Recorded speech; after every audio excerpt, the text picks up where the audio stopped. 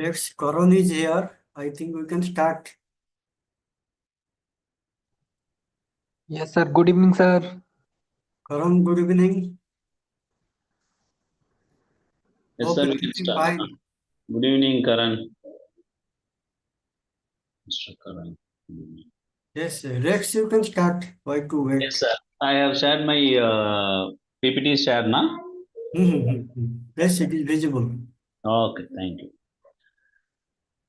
So, good evening, dear learners. We are in Unit 51, which is under Block Unit 5.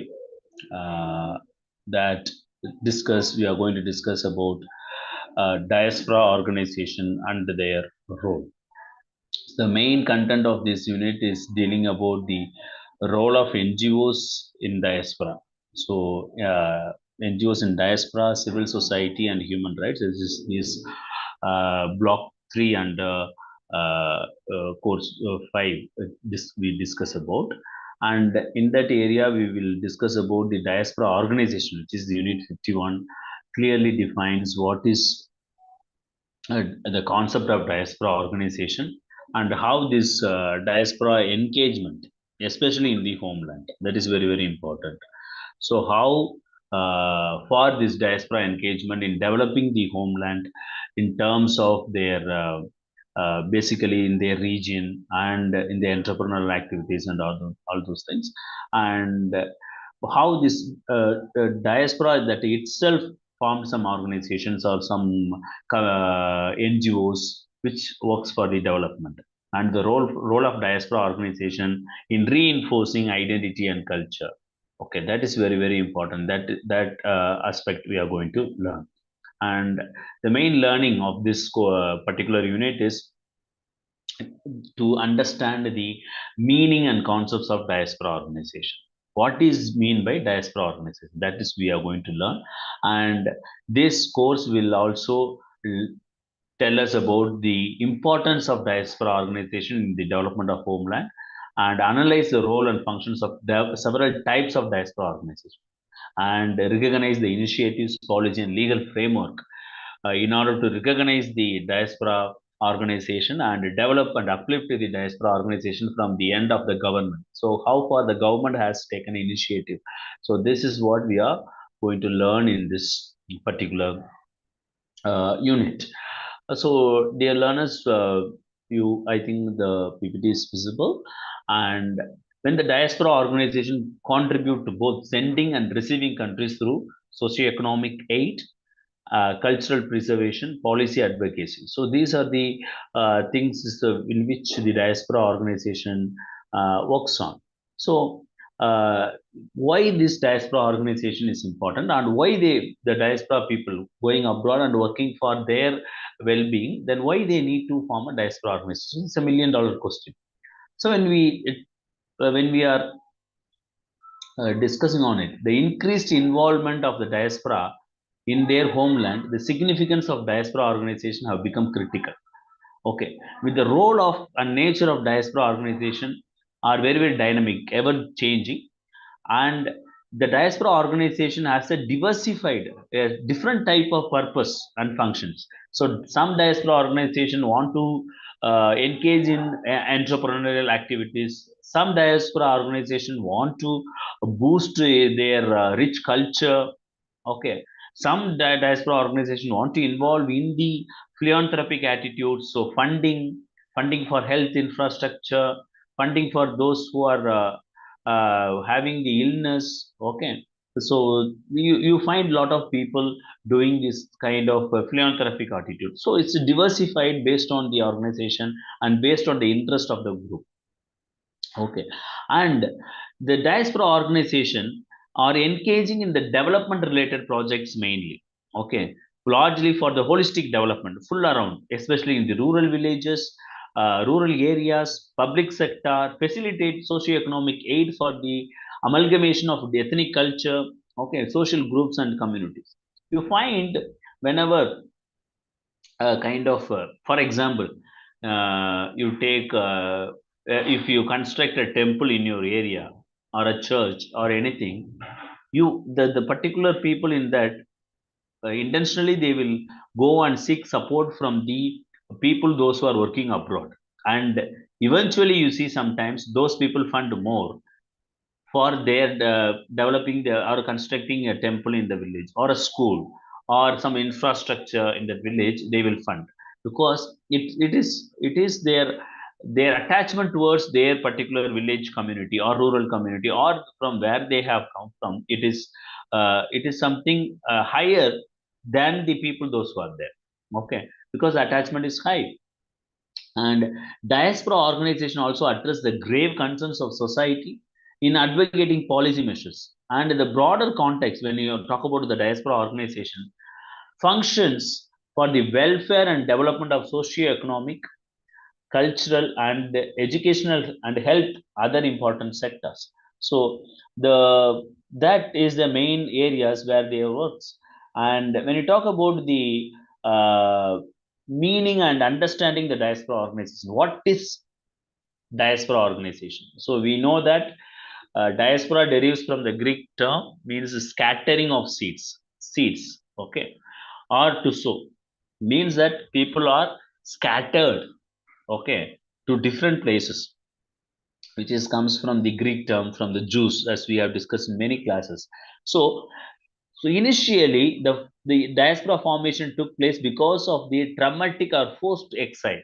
Okay, so all Indians are forced to go to South Africa, or forced by the British people to go to Malaysia or Singapore because of this kind of a disaster that happened in each one's life, leads to form a group, leads to form a certain connect.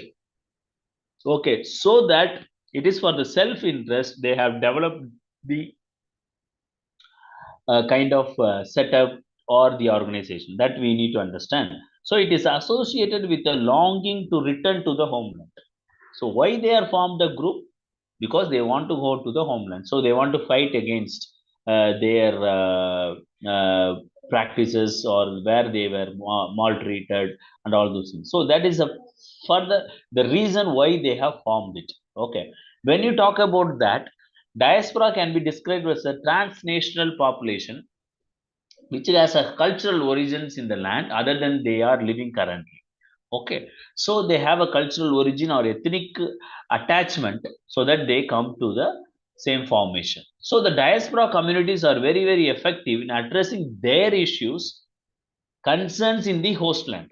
Very important. Okay, so they form the committee or form the group so that they can speak in one voice as a group, like a trade union, to their host land if they need anything. Okay, and they are to maintain and sustain the mutual relationship with their homeland. Okay, the same time they have the mutual relationship with their homeland. So that they are known to associate with the diaspora organization to stimulate the socio-economic and cultural linkages between the homeland and the host land. So that is the main agenda for the people to form a diaspora community. That is very, very important. When you talk about diaspora communities, comprise both earlier settled immigrants and the contemporary migrants. That means skilled and unskilled temporary permanent migrant. When you take the early settlement, they are all unskilled. Okay. And when you talk about the contemporary migrants, they are skilled. And this diversified group form the kind of diaspora formation. And another diverse social, when you talk about based on the work, they are diverse, and based on the social structure, that means caste, religion, region, and so on, and economic background, like economic class, economic activities, they are all different. So they proactively maintain strong social and cultural connection with their countries of origin. So that is the main thing when they form a kind of a association. Thus, the effect of their belongingness is often reflected in the micro process of change at the level of individual families, communities, and society at large. Okay, so when you talk about the diaspora community as a very, very strong role in their homeland, that we need to acknowledge and accept. What type of, in what ways they have the strong role? First one, They are increasingly sending the financial resources back to their families, communities in the form of remittance or commercial investment or philanthropy. So they have the connect to financial resources. This is the first one. Then they have another connect by sharing their knowledge, skills, attitudes, and values learned or acquired abroad. That is very, very important. So they provide opportunities what is being there in the hosting countries. So they will pull the people of their from their country to the hosting country. So the engagement of diaspora communities with their country of origin is not new. However, the recent developments have accelerated that concern. Okay, you have WhatsApp, you have Teams, you have Zoom call. So this increases the connectedness by reducing the cost effect on that. Okay, so imagine in 1980s or 19 even nearing 2000 or 2010 even making a call, getting connected with the people, it's huge expenses, and even calling abroad, it's nearly it is kind of it's not a easy task for the people. Now it is totally changed. If you have a net service, if you have a smartphone, if you have a WhatsApp, you can call and speak to the people wherever they are. So this has accelerated the connectedness of the hostland and homeland between the diaspora community. And skilled migrants and professionals who move from low income sending countries to the wealthy countries often contribute back to their family in order to improve their life choices. So that's main thing.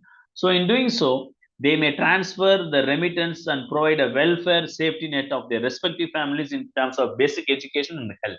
So they will improve the lifestyle of the family where they are attached. So this is a basic understanding. So everyone will do it. So diaspora and organization have become crucial players in the development of their homeland. So beyond that, beyond improving their life condition of the family or their near and dear ones, that also plays a crucial players in the development of the homeland. So the link between the diaspora and development has improved the policy makers to initiate new schemes. Okay, so the remittance is coming. So what kind of things we need to do? The government start thinking on it, both in the home and host countries. Today, the diaspora communities are not merely a centers of financial remittance to co-development actors, but they become crucial stakeholders to bring positive changes in the development of prone area. Okay, so they contribute to the disaster management. They contribute to then it is comes to the health perspective, and they contribute knowledge to the hosting home countries. Okay, so they bring the linkage between the host and home countries. So to have the dialogue there, the political dialogue in terms of infrastructure, in terms of health, in terms of education, right? In terms of bringing the metro, what are the facilities. So this diaspora communities plays a major role. Okay, that's called a soft political things. They do it. So diaspora organization are also called migrant association. We need to understand that. So this meaning and understanding of diaspora organization is we need to speak in the various perspective, right? So when you talk about the types of diaspora organization, that we have a hometown association focused on. So before that, we also discuss on the historical context. Okay, so when you talk about the just a minute, I think external environment. Just few minutes, I will.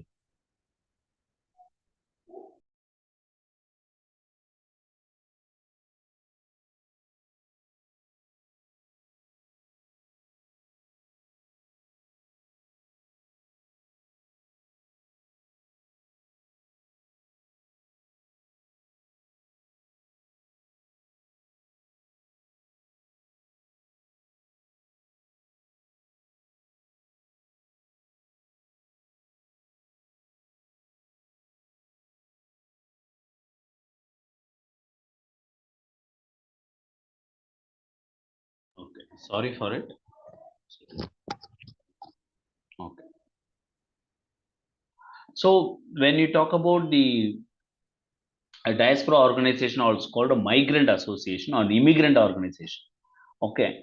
The prominent types of organization is a hometown organization, which is called a hometown organization, or we call that a religious organization, or kind of entrepreneurial and business organization, or even political parties in recent times we see, right? Even they form a kind of political parties which happen in Canada. So in recent past, there has been a emergence of various professional and occupational organizations. So some of the important organizations like alumni organization, doctors organization, engineers organization, and ethnic organization. So the organization benefiting their homeland through their respective goals and purposes. So that we need to understand. So we have the diaspora organization or categorized into interrelated aspects of diaspora's engagement with their homeland. Okay, they can be understood in the as of two ways. One is development in the diaspora. That is one thing. When they work, development in the diaspora, development by diaspora. That is the two ways we need to understand it. When you talk about the development in the diaspora, so these activities, whatever they do, in which the diaspora communities become developed in the country of their residence in respect of job, housing, welfare, benefits, and everything. So they start an organization to benefit themselves in the hosting country. Okay, so they are group. So when they have a doctors association in US, so they fight for their rights. Okay, that is a one aspect of when you're looking into the diaspora organization. Second one, development by diaspora, the way through which globally settled networks support their native people. Okay, so engage in trade, invest in business, promote philanthropy attitude, promote social sector. They start NGO, they fund NGO. So here, that is a development by diaspora. Okay, so the two way it happens. So when it is development in the diaspora, it happens to strengthening their body so that they can demand the hosting country when so they cannot even violate their basic rights. Okay, they lessen the discrimination. So that will happen in the hosting country. By diaspora, it will support the homeland to develop in a various sector. Whatever they invest in the homeland, it is development by diaspora. So diaspora organization have various kind of types, like they have kind of a youth group, you have a research think tank, you have a political group, you have investment group, ethnic association. They have a Tamil association in if you go to some South Africa, somewhere you have a Tamil association. Keralites form certain association. Okay, so based on ethnic group, religious association. So Hindu culture, they have in US, they have a culture. They build a temple there. They in order to worship and all those things. And doctors association, where research association in the physician will start. They have so these are certain association for the benefit of themselves or benefit of the hosting country or home country. So when you talk about the diaspora engagement in the homeland development, so the engagement of diaspora communities with their countries of origin is not new. Okay, as I have said, it is long back. So diaspora engagement as a term has been used for several ways, but it refers to the trans-local activities of migrants and their association for the socio-economic and political areas of their homeland. So that is very, very important. So the motivation of the diaspora is by several factors. They have the motivation that include first the familial practices, development of their occupation, uh, economic conditions, role of friends, community, religion, communities, etc. So first, some of the areas which diaspora are engaged in the homeland issues. In what are the areas they engage? First one is we have discussed earlier, it is the remittances. Okay, when it say remittances, it is they trans put fund to their homeland, especially to their families. In simple terms, it's a remittance, are considered as one of the significant forms of diaspora engagement. So, how they engage through remittances, they are engaging.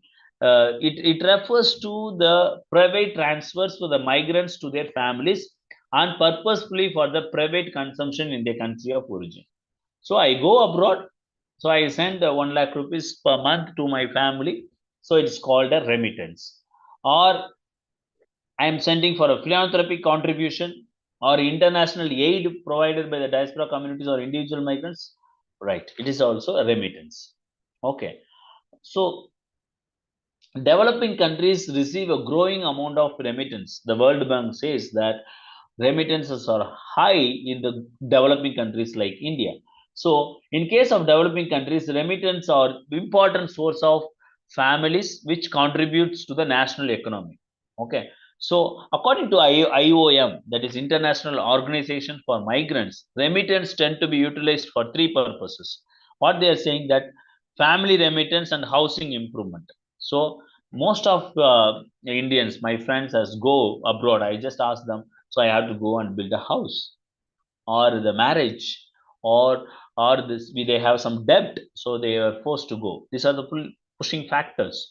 Okay, so this family remittance and housing plays a role, and conspicuous consumption. So the very needy consumption, for that they will send, and productive activities, improvement of land, education, and health. So for productive activities, they will do it, and these are the main reasons why the remittance are main areas the remittance are spent. Next one is the how these diaspora community engage in the with the people is the investment. So when you talk about this, they start investing more on the areas. Okay, so for investing in the types of uh, kind of direct investment, and they invest in the entrepreneurial activities, and they invest in some business. Okay, they possess an ownership in business and will extend their network at different places and contribute to the new development in the country of origin.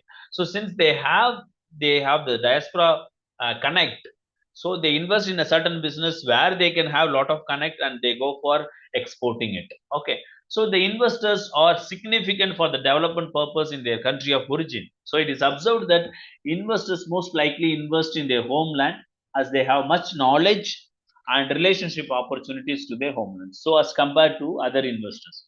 So here they invest more on the homeland, because if I am in US, I invest more on India, especially in Tamil Nadu. So people from migrate, and because they know the well connect, they know they are well connected with their homeland, a particular region, and they take a risk of investing more amount. So they try to connect their knowledge with the skills, knowledge, and networks, and they have learned abroad, which helps in a kind of combination of synergetic advance. Okay, so they whatever they learn, they upskill the skill, they do it here. So therefore, they can play an important role as intermediates between the traditional development actors and local communities. That is very, very important. So here, the purpose of diaspora investment is not guided by profit motive alone, but it may be guided by long-run consideration of establishing a base in the countries of origin. Because some people, they believe they think that they will come after 10 years to the homeland to start to fully involve in that business. So it is not only a kind of profit making, but also it's a long-term consideration, because they want to engage future. So the motives and strategy of diaspora investments are significantly different from that of a traditional foreign direct investment. Okay, it is not like a foreign direct investment, FDI. No, it is like a sustainable investment, I can say, not because they after they come they want to be part of it or mainly run that project. Okay, so diaspora contribution in terms of investment can be influenced by the same factor as influence them uh, to migrate from their homeland. So, however, existing information and data suggests that any investment, the investment with the diaspora in the Indian economy is still very low and limited. Okay, so they are not investing. Why they are not investing? We need to understand that because they go there in order to take care. Most of the people, especially the unskilled or semi-skilled workers, first they develop their family in terms of remittance because they are not able to invest it, and the knowledge on investment in business is very low. And other thing, they not eager to take that type of risk. And uh, since we are in a developing countries, they spend most on developing their family, marriage, and kind of building the house and paying the debt, and these are the main concerns for them. And another areas of the diasporas is a knowledge transfer, very very important. So the migration and diaspora encourages transfer of human capital from relatively poor source country to the developing receiving countries. So they, as we have said, discussed, we develop the, we transfer the knowledge. So, excuse me. So they develop the knowledge, and apart from that, what type of things, especially in when they are developing the knowledge in what size areas, the education, health, communication, industry, right? So they give the better opportunities in abroad. What type of education system, where is a scholarship, how the Indians can go there, so they support their families.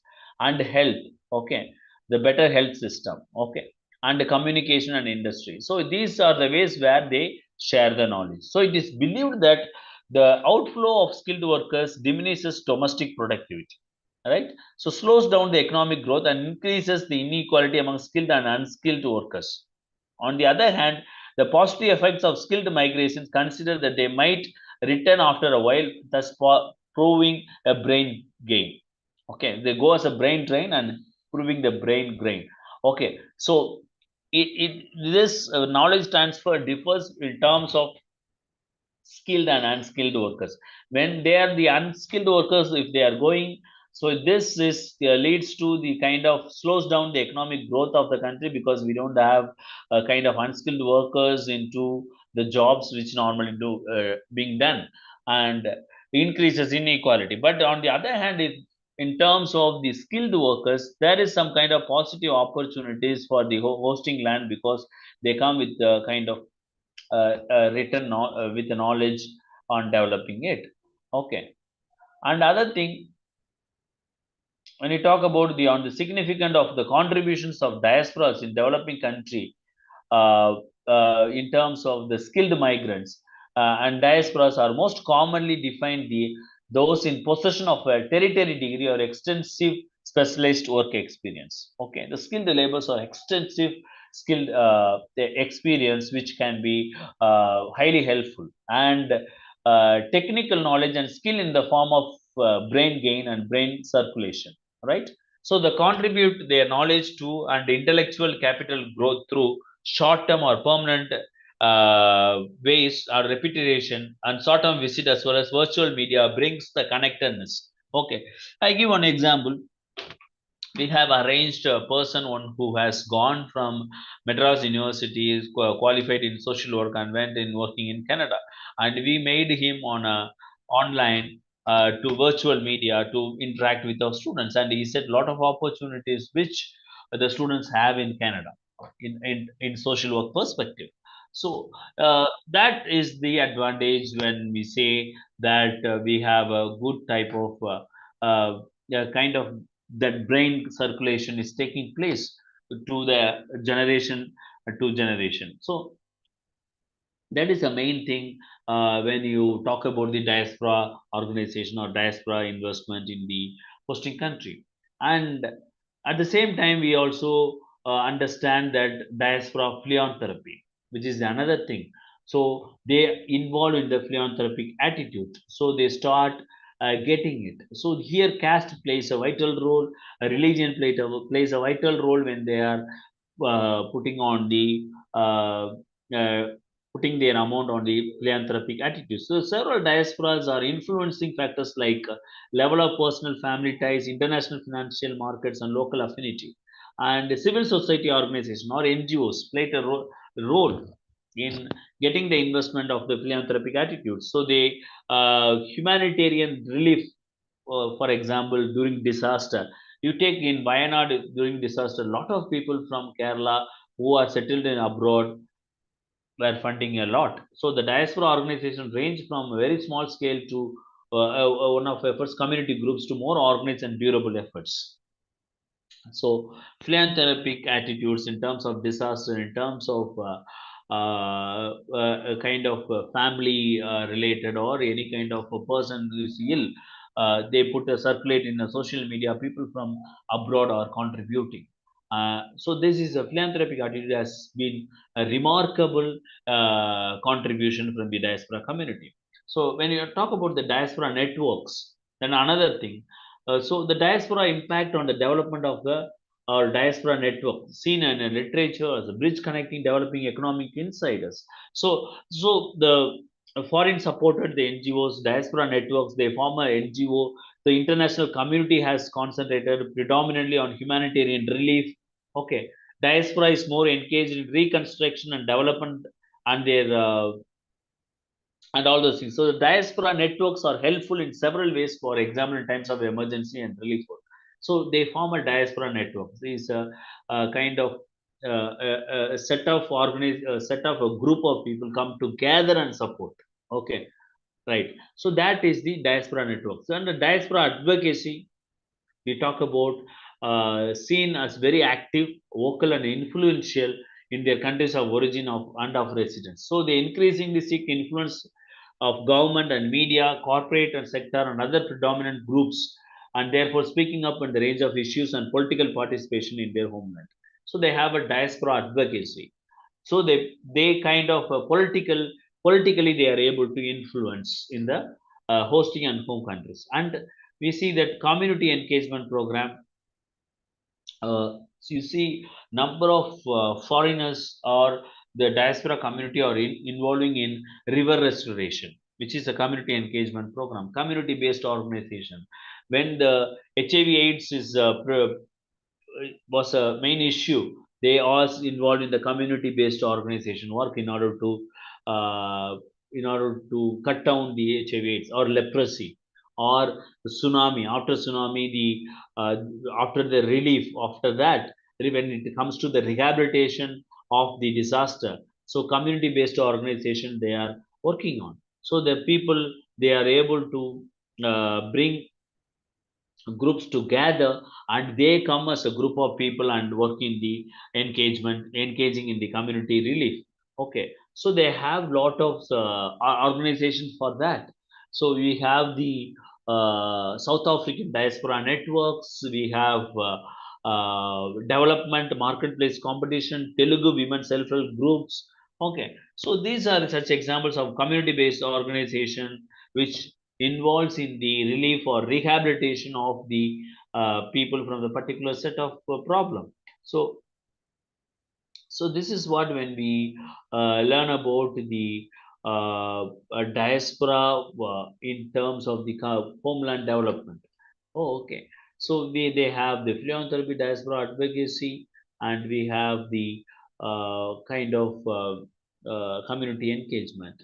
So community-based organization, when we talk about, they involve in the poverty alleviation program, and they involve in healthcare improvement, education initiatives. Okay, so working with the local governments to implement sustainable development projects. Okay, sustainability is the main issue when you are talking about this. So people, those who are in foreign countries, they well understood about what is sustainability. So when they support the hosting the homeland, they see the sustainability. So what type of sustainability, what how far it is the development will go ahead, how far the community will take care of these. So for example, if it is a poverty alleviation program, initially if they are funding kind of 1 crore in poverty alleviation program, so how far it is sustainable means that how the community will engage in reducing the poverty alleviation, what the community after the funding is over, what the community's role in poverty alleviation. So encouraging community participation in decision making process and everything. So when you talk about the challenges and future perspectives, so there is a kind of strengthening partnership. Future perspectives or challenges is mistrust, misunderstanding between diaspora and homeland communities, policy barriers, infrastructure deficiencies we can talk about. So these are the some kind of challenges that we face. But future perspectives, when you talk about, we have the strengthening the partnership. That is very, very important.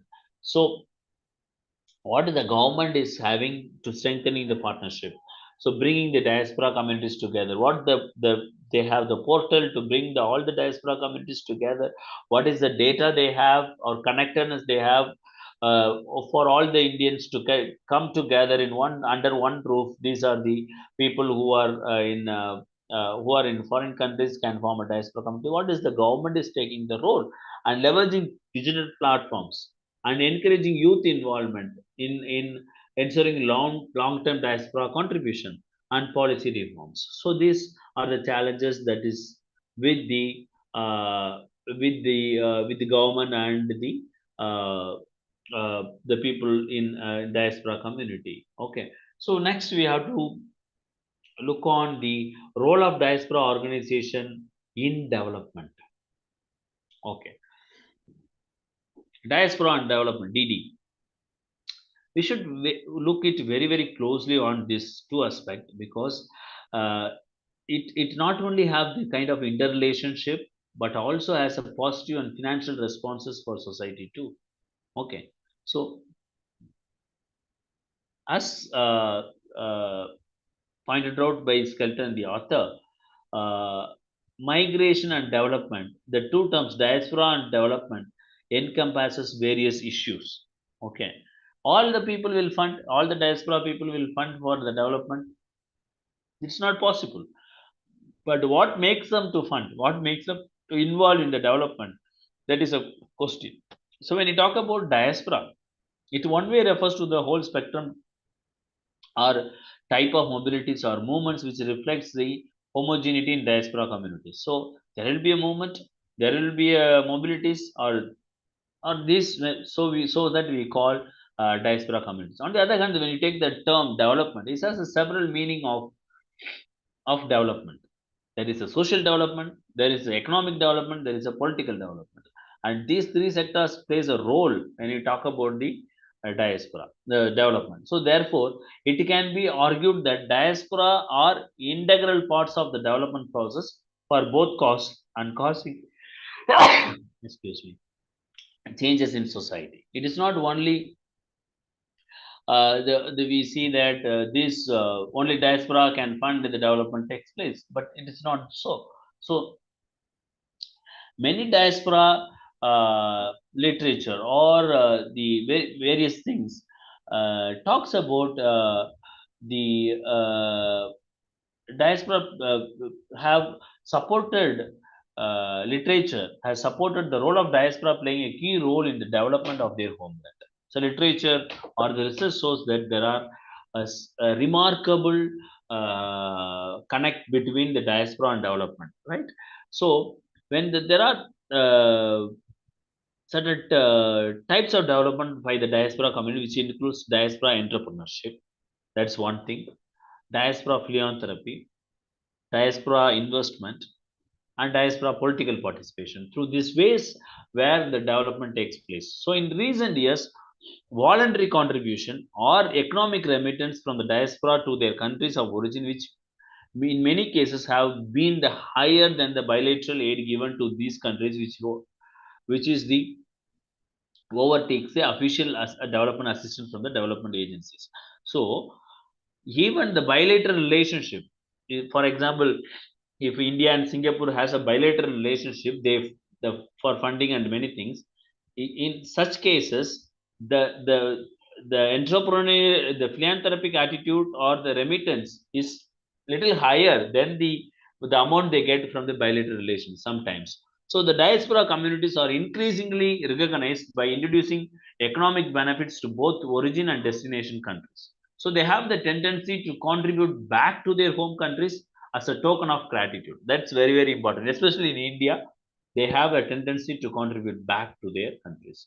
So in recent past, studies have highlighted that benefits can be identified in different ways, including a kind of remittance and impacting on skills in the destination countries, affecting on a trade between the two countries, enhancing investment in the home countries. For example, if many Indians are in US or Canada, automatically the trade is will bloom because we need to send basic amenities to the Indians, those who are there. That is a fundamental thing. So, in terms of food, in terms of clothing, in terms of textiles, in terms of infrastructure, sometimes, so the trade will take place between the countries or because more Indians are there. So diaspora organizations are particularly active in fragile or post-conflict countries where development assistance is most required. However, the social sector also requires direct attention for the development activities of the diaspora organization. And when you talk about the key drivers for a diaspora-led development sector, which are the yeah, remittance and social, there is some difference from the traditional development cooperation sector and typically the domain more developed donor government. Okay, so now it is changing. It is not typically only the traditional development cooperation alone, but they also develop to other sectors like entrepreneurs and business and all those things. So here, when you talk about the diaspora organization classified into several types, nature and purpose of the development. So diaspora organization can be understood in for the development of social, economic, political, cultural sectors, right? So diaspora entrepreneurship is one of the important areas for the development of socio-economic sectors in the country of origin as well as the residents. Okay, so entrepreneurial and business initiatives, as we discussed earlier, improve the economic and social position of immigrants themselves at the macro level. So they create a job, they create innovation, they create a kind of improvement in the urban districts are among the advantage of this entrepreneurial initiative. In addition to their integration aspects, such initiative reduce unemployment and avoid recourses to social benefits. All right. So in terms of that, when they invest on entrepreneurial activities, they more contribute to the employment opportunities and reduce the unemployment. And in another way, their knowledge of local culture, norms and values and language, expertise the create and social capital by virtue of cultural linguistic understanding. All right. So when you talk about this entrepreneurial perspective, as developing countries are often isolated from uh, the global flows of trade. Okay, they don't we don't have much knowledge on how I have to trade globally. So we have a limited knowledge on finance and knowledge and diaspora entrepreneurship uh, and all those things. So business investment, trade, we have a limited knowledge so that the investment in the diaspora on entrepreneurship is very, very small. And what is the features of diaspora entrepreneurship, right?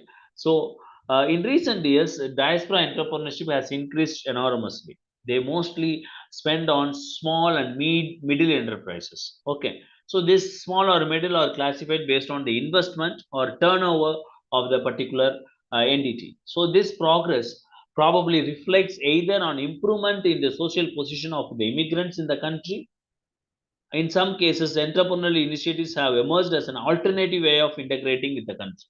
So now it is increasing in term in the host in India, where people are started investing on the entrepreneurial activities. In simple term, in business. Okay, the data reveals that the relative importance of diaspora or immigrants or the production of total number of enterprise has increased in many countries. So what is the role of diaspora organization in reinforcing identity and culture? Okay, do really involve in the in sorry uh, apart from that, do they involve in reinforcing identity and culture? Okay, do they do it? That's very very important. So when you talk about this organization reinforcing identity and culture, we have a rich culture.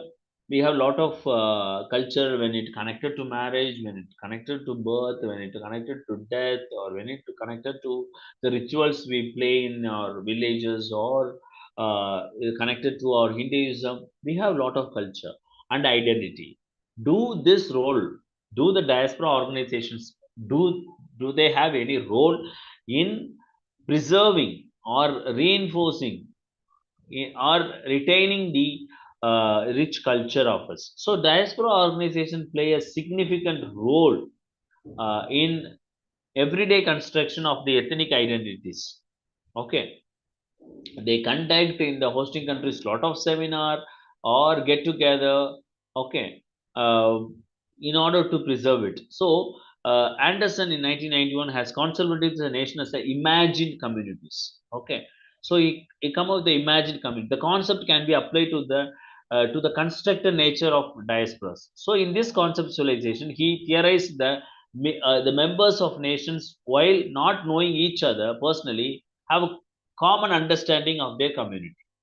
Okay, even though they live in US, they don't understand each, they don't know each other, but they have a common understanding of their community.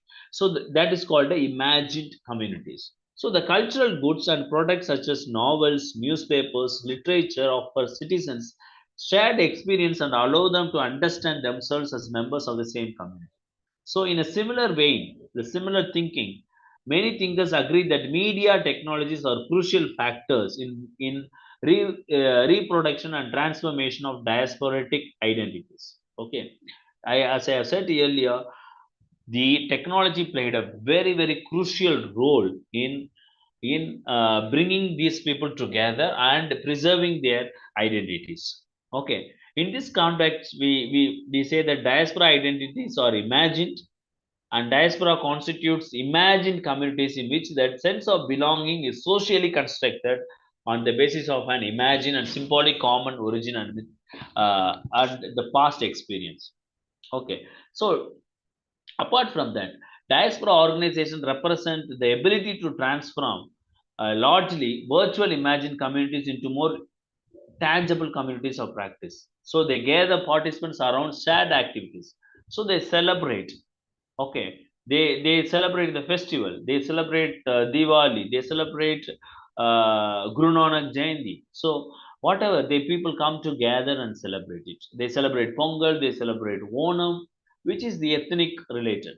So, however, the diaspora organization have different aims and purpose with respect to their types and nature. So, what is the aims of this diaspora organization can be classified through their core process, that means bonding and bridging.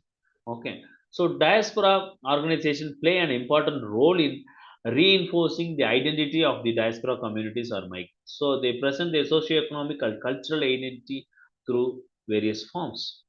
All right.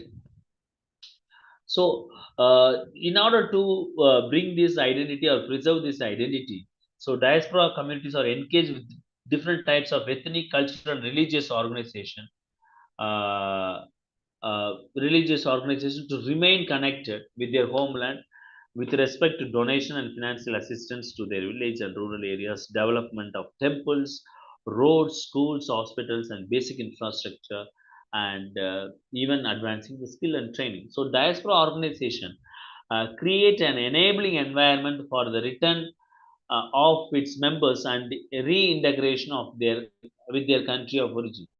So they also build capacities of governments and diasporas and their partners to create database. So they foster coherence and migrants, coherence of migrants and diaspora policies with labor market planning to create and condition that attract diaspora back to their countries of origin. So, in a nutshell form, in a very brief, when you talk about the diaspora in reinforcing the identity and culture, they have a kind of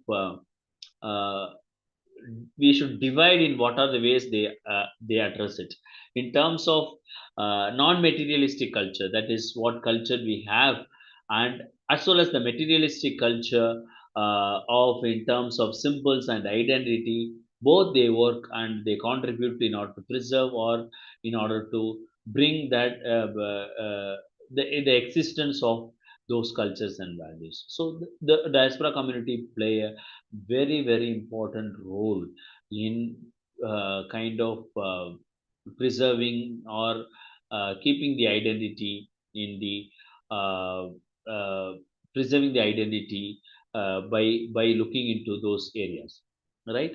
So that the important areas when we are talking about the aspect of uh, the diaspora community. So these are the main areas when we are looking into uh, the first the unit called diaspora organization and their role. Okay, so if you look into uh, the main aspect we discussed today, first what their contribution. Okay, in what are the areas they are contributing. Okay, so that we need to understand. So remittance and all those things plays a role when we discuss about that. So what the aid they are giving. So aid is basically the transfer of resources or funds they are doing it. And what are the diaspora organization? What is the immigrant organization they have? Okay, and what as an NRI, non-resident Indian, as a citizen, who what they are hold. Okay, what their transnationalism, how it is helps. Okay, so we have to uh, understand their contribution, how it looks into the various perspectives. So as we discussed into the various areas, remittance, for and, funding on non-governmental organization, starting entrepreneurial activities. So these are the major ways how they look into the diaspora. Look into the aspect of the contribution to the host countries. And the another important thing is uh, how they look into uh, the areas of preserving the identity and all those things. So dear learners, so when we look into this particular aspect of all those things, we need to understand what are uh, the the two types that is very important: the development in the diaspora and development by diaspora. So based on that, we should classify the investment or whatever areas, whether it is development in the diaspora or development by diaspora. That is one thing we need to as a learners we need to understand when you look into this particular unit. And apart from that, the various organization types of organization, whether it is an ethnic association or it's an art and culture group, and what purpose they are looking into, and development NGO or political group and all those things. And we discuss about the remittance, investment, knowledge transfer, which is very important aspect of the diaspora contribution. So they develop knowledge, they develop the connect between the hosting and home countries, and this connect help the skilled and unskilled workers to move and or the skill up themselves and all those things. And we have also discussed about the diaspora and philanthropy, which is very important aspect because they contribute. Okay, as I have given the Wayanad experience, Wayanad disaster, more Keralites, not even not only the Keralites but also the other part of India who were residing in the foreign countries have contributed a lot. So they have the ethical connect towards their family, or the philanthropic attitude, or the concern towards their home countries. Okay, so they willingly contribute, voluntarily they contribute whenever the disaster happens, as well as There are people who contribute to education. They find some kind of scholarship, or they give a kind of a donation to the people and all those things. So diaspora advocacy also plays a role. Like diaspora network and advocacy, community-based organization also plays a role, and all those things, right? So very very important aspect when you talk about the role of various ways how the diaspora community is formed. The role of diaspora organization development, when you talk about diaspora and development, we should look into the different way, and how it goes parallelly, how what are the ways the diaspora looks into the development, and what are the development sector, whether it is social or economic or political importance, that we have to look into. The the the the track is very very important, how this diaspora involved into the development perspective, and what is the development perspective, and why this development perspective this diaspora community is contributing, what is the check and balance. Okay, with the emerging, people are putting their amount into entrepreneurship, but not much large, but it is increasing, and especially in the small and middle enterprises. The reason behind, in order to tap up the investment on entrepreneurship and business, the government should play a vital role into uh, providing the knowledge to the diaspora community, and bringing the system of some kind of regulatory system to make them to contribute. Okay, so the role of diaspora in reinforce in identity and culture is very very important. So they also put a lot of effort into bringing the celebration, festivals, and manifestation, and all those things, so that they contribute, they preserve the identity of it. So, dear learners, these are the areas why this unit is framed for us to learn the communities, the diaspora communities' involvement in terms of the investment, in terms of remittance, and in what ways they are contributing towards the hosting country, as well as in terms of that also strengthen the hosting land in terms of connect. So they have able to this diaspora organization, which is a kind of body which not only support the uh, homeland as well as hosting countries, but also we should think in another way, that it also develop them in order to involve in getting the better employment circumstances in their hosting countries when they come as a union. Okay, and when they start supporting the hosting countries in turn support them and bring lot of regulatory and bodies to bring all those people together in terms of supporting from the government end. Okay, that's all of this particular unit. If you have any doubt, you can ask. I will share the PPT as soon as possible. Sir, hello. Hello, sir. I have a Yeah, question. Though you have elaborated the entire conception of diaspora network and diaspora contribution, I think in the context of India, that diaspora philanthropy is very regionally oriented. As yeah, Professor Darshan Singh Tatla elaborated and in his detailed research work in case of Punjab, Kerala, and Gujarat, and mm, Maharashtra and Tamil Nadu. These are the states where most of the diaspora philanthropy or whatever diaspora investment are concentrated. So, for example, I belong to West Bengal.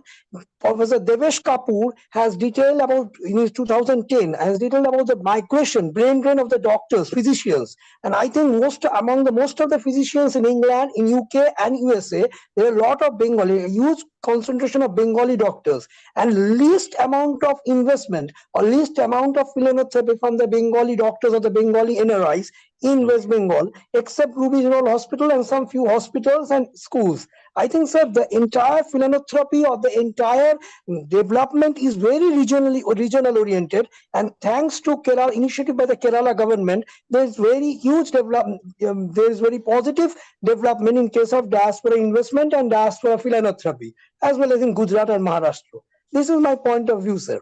Yes, yes, yes, that's correct. Kerala has brought some regulatory on it, because Yes, if you yes, yes. take the region of Kerala in that aspect, I hope you know it. Lot of people are migrated. Migrating. Yes, yes, yes. Okay. Huge, That, huge problem.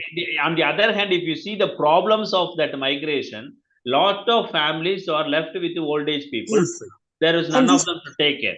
sir, they are transitory migration. These are all transitory migration because they have to return from the GCC Yes. countries. Yeah. Yes, They are yes. not permanent. We cannot say they are the permanent diaspora. They are not permanent diaspora. They are not a Yes, yes. permanent diaspora. Free, They get it is returned. free state. Yes, they have to Yeah, return it's a few someday. states. When you take in terms of Gujarat, there is a that Huge Gujarati, huge Gujarat Gujarati. is because Yes. it is Passage, pre-colonial. yes, yes, sir. Passage migration. You have just Pre-colonial. yesterday you discussed it. Passage Yeah, migrants. yeah. They are the migrants of the very, very initial period. So Yes, it is something because of that culture or the geographical location which forced them to go. Probably that is the reason why large amount of investment that from the particular region. yes, But sir. as you have said, when this philanthropic attitudes goes much on rituals or the ethnic development and something, then the other sectors, right? Yes, yes, sir. Slowly Yes. it will be improving. Slowly it will Yes, sir. be improving. And my point is in Bengal, there was a huge, from the beginning of the 50s, there was a huge migration of doctors and the best brains. They have not been to UK, USA. They have not returned. Very few percentage have returned and very low level of investment in West Bengal and whether the eastern states. There will be Yes, sir. we need to study what is the reason behind, and we need to have the statistics of Yes, what. yes. So I think we need to explore what I don't know. There is a psychological attitude. It may Yeah, be. yeah, No, probably. probably only two The thing hospitals. is, no. If you take it in another way, if you take Kerala in terms of it, it is from unskilled to the skilled worker. Yes, Okay, yes, sir. Yes, so the yes, sir. remittance will be high, Yes, or sir. Yes, sir. investment will be high because Yes. they have to They give have their back. families back in In Kerala. terms of West Bengal, you are saying that a lot of doctors or a skilled and high skilled STEM. workers, Yes, yes, yes, where yes. they become the residents of that country. So there And is very no, little amount of very little amount of remittance as well as no the residents. They become the US residents, Yes, or they yes, might have yes. had citizenship, or Yes, they yes, need sir. not, because the rich people might have sent. So they need not give back anything to them. For them, there is Yes, sir. no kind of debt or something like that, which Yes, may sir. be the Yes, sir. reason of giving back to the There is no such psychological. Yes, sir. No yeah, such. psychological and sentiment also is a play. Some people will throw a lot of money for their country for the development Yes, and yes, everything. Some people yes. they won't give, but psychology also play. Yes, sir. Though I'm a Bengali, I am sorry to say that. Sorry, No, sir. that is not. Even in we need to study Tamil Nadu how far it is being there. It is a people's attitude. It's not like that. But we need to see the other perspective when we are discussing on this. Other perspectives of who has contributed, which sector has giving back, whether it's a professional sector, unskilled or semi-skilled sector. Then if we play, we take how many skilled or semi-skilled or West Bengal. When we compare the Kerala and West Bengal, if you do a study, then we clearly understand why there is lacking in West Bengal in terms of return. So which sector is high? So that can be done to understand the reason behind why there is no much remittance or philanthropic attitudes in that particular West Bengal. It may not because of any other reason than the who has gone there. That plays a role. It's my hypothetical, but need to be stated. Right. So any other?